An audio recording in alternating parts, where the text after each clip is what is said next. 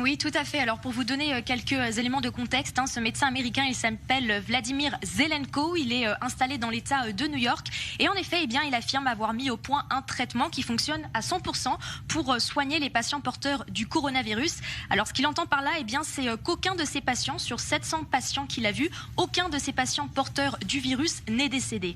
Alors il s'est inspiré des travaux de recherche du professeur Didier Raoult, mais il m'expliquait qu'il n'avait jamais parlé avec lui directement et qu'il y avait tout de même une grosse différence dans leur traitement, c'est que Vladimir Zelenko, lui, utilise le zinc. C'est l'un des éléments centraux de son traitement. Je vous propose de découvrir ce en quoi consiste ce fameux traitement.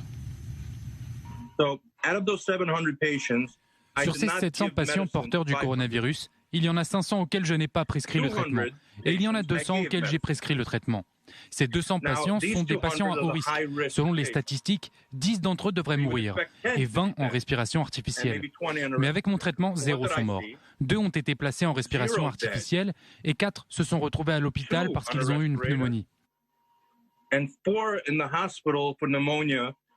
À l'heure actuelle, l'un des patients qui était placé en respiration artificielle va beaucoup mieux et 2 des patients qui avaient une pneumonie sont rentrés chez eux. Alors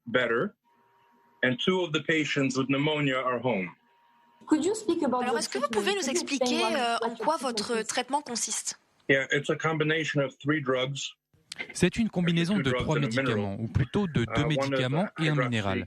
L'un des médicaments, c'est l'hydroxychloroquine. Le deuxième médicament, c'est l'azithromycine, un antibiotique très courant. Et le troisième, c'est le zinc.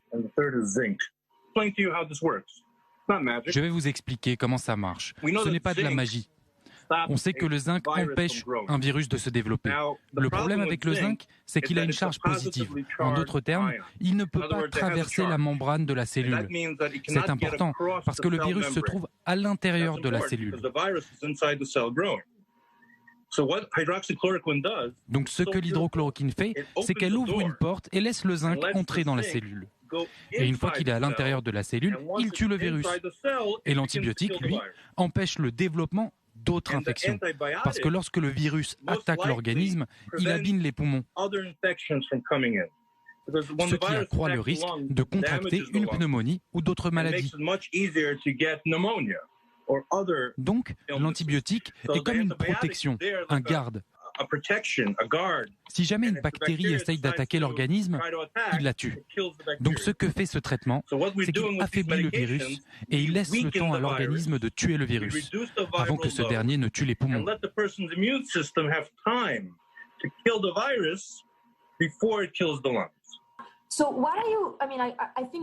Alors, il y a plusieurs grands laboratoires qui disent que votre traitement est une arnaque. À votre avis, pourquoi ?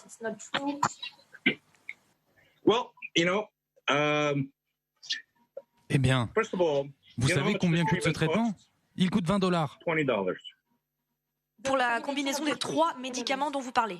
Oui, parce que ce sont 3 vieux médicaments qui sont très connus, qui sont utilisés pour soigner d'autres maladies.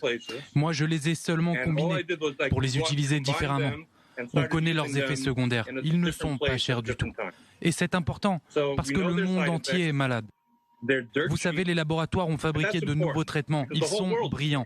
Mais ils coûtent $10 000 chacun.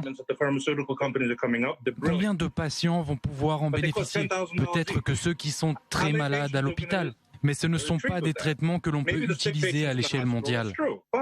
D'un point de vue pratique, c'est impossible.